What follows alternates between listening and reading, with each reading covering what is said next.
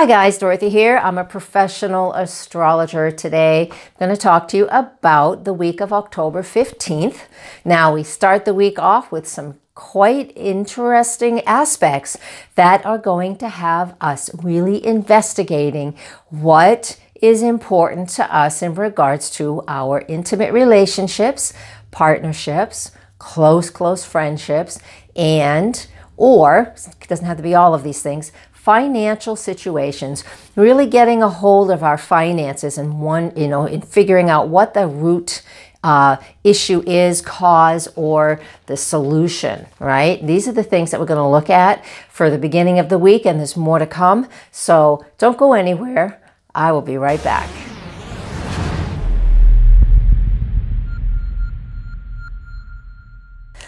All right, welcome back. Thank you for joining me here today. And if you need to contact me personally, you can comment below wherever this is posted, or you can come right to my website, nhastrologer.com, and you're going to be able to see everything that I provide as a service to you. So October 15th, let's get right to it. We have the moon in Capricorn. Looking at my ephemeris here, the moon in Capricorn. Now, when the moon's in Capricorn, it tends to be orderly and very structured. The moons are emotions, but we tend to feel a little more orderly, and things need to be a little more structured and a little more grounded, right? When the moon's in Capricorn, people aren't typically flying off the handle around us. We're being organized, and we just want people just to do our stuff because I got to get to work, that kind of a thing, right? I know I live with one. It's in my natal chart. So when we have the moon in Capricorn once a month, we're all going to feel a little more business-like, a little more serious, a little more organized, and we want to know what the foundation is, what's going on at the root cause of things, right? So throughout Monday and even into Tuesday, some of the things that we'll be feeling with that moon in Capricorn, making the connections it's making, and hear what they are, and I'll tell you what they mean, so don't glaze over for too much astrology here. Mercury and Venus are conjunct in the sign of Scorpio. Venus is retrograde. It's going to be retrograde for like 6 weeks. So when the moon is making a connection to these two planets as they're connecting today, what it is asking us to do, we're listening. We need to listen. We need to hear. We need to investigate. And we really want to know what the root cause of our issues and concerns are in regards to that Venus in Scorpio, who's retrograde. So Venus in Scorpio, if you don't know by now, it is all about very intimate, our intimate love relationships and our close friends, the people we have in our inner circle. That type of really close, intimate relationship. Even partnerships, somebody that you share a financial connection with that Venus in Scorpio. Scorpio has everything to do as well with finances, things that you finance, like mortgages and banks and money that you owe or money that you can use, money you earn through investments, banks, taxes, credit card debt or credit, things like that. And when Venus is retrograde, we're having to look at these things in our own lives. Have I overextended myself? Do I really feel like I need to make extra payments on my credit cards or my loans or whatever it is?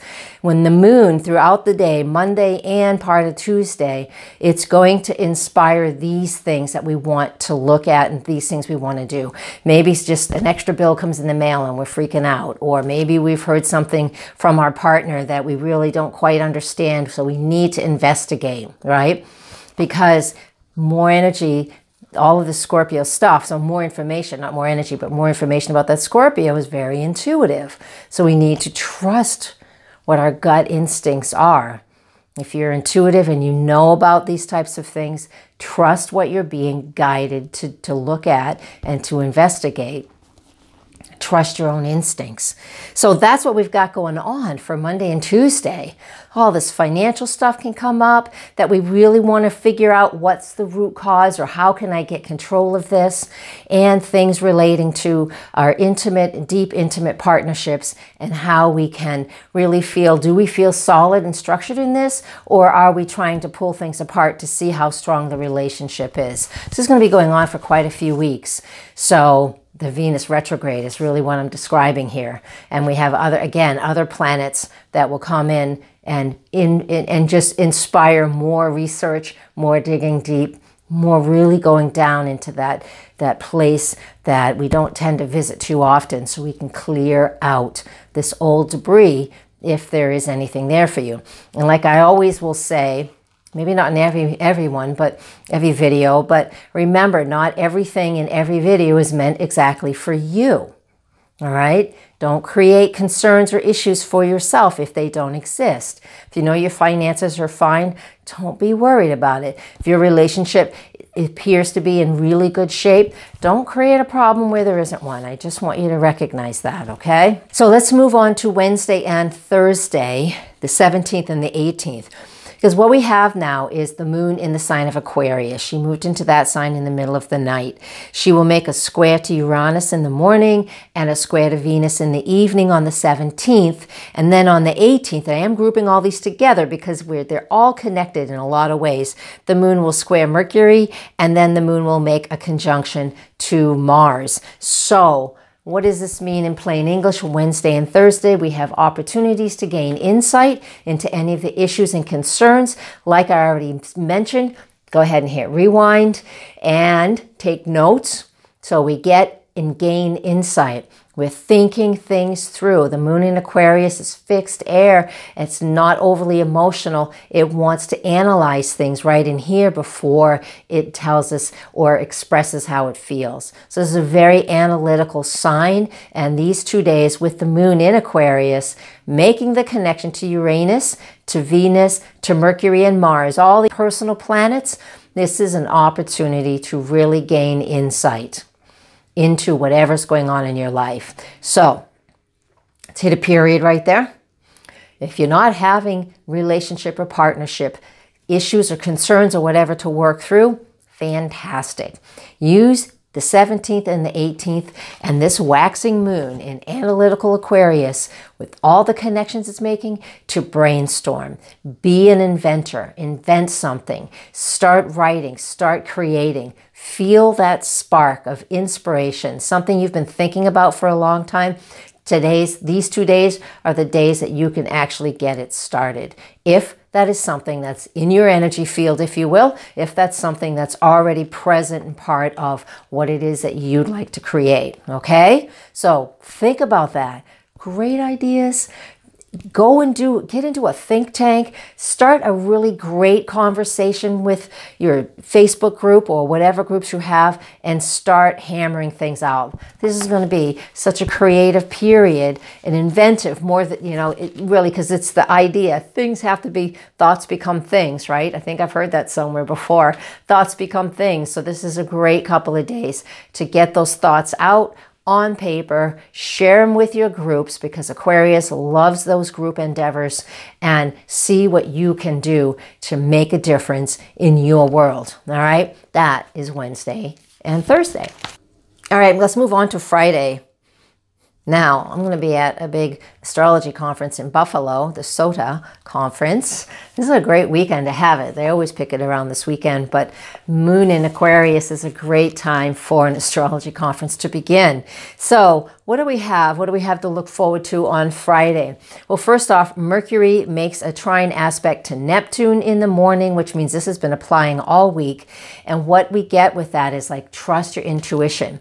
If you are somebody who likes to meditate and do shamanic journeying, anything in that realm, this is a phenomenal time to be doing it, because we will be gaining that insight and that knowledge from spirit. We'll be able to get that and really connect with that. Mercury in Scorpio has a lot to do with people who have that in their birth charts, tend to be incredibly psychic and are able to cross that veil, if you will, so easily. All right.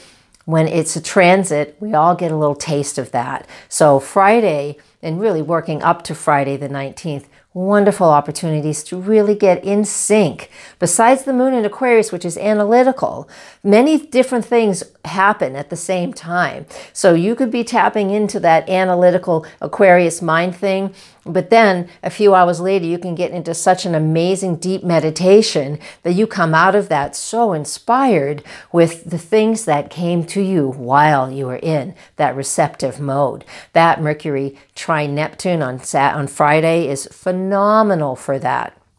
We're still in a nice, strong, waxing moon phase, lunar phase right now. So continue to build towards that full moon. And we also have Mercury squaring Mars. And while squares do create obstacles and challenges, that Mercury to Mars to me is just recognize if you're having a challenge and just allow it to melt away so you can move beyond it. Like Mercury and Mars together is lots of conversations. So much conversations that you're actually not able to gather all the information. It's like sitting in 2 lectures at the same time. You can't really do that because it's an information overload. So figure out on Friday what it is that you really want to gather information on so you don't get overloaded.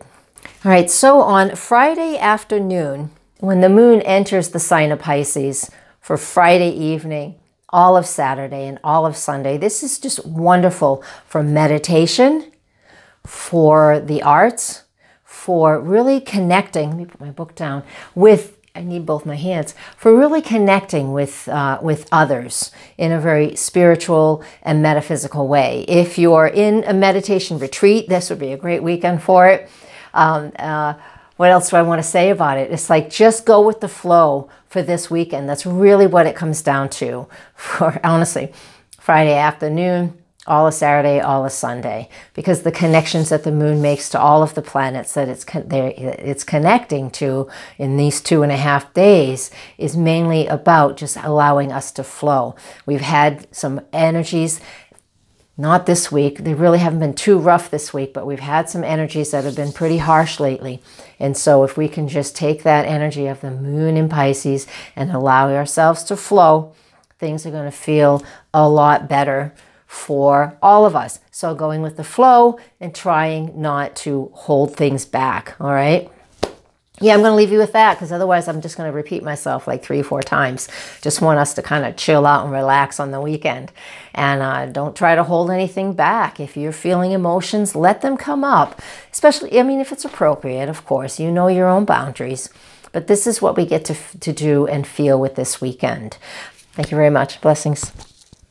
Namaste.